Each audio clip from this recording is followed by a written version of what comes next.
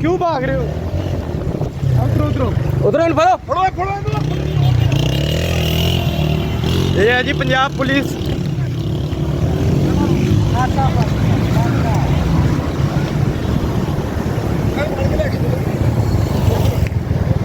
भाई क्यों भाग रहे हो? क्यों भाग रहे हो भाई?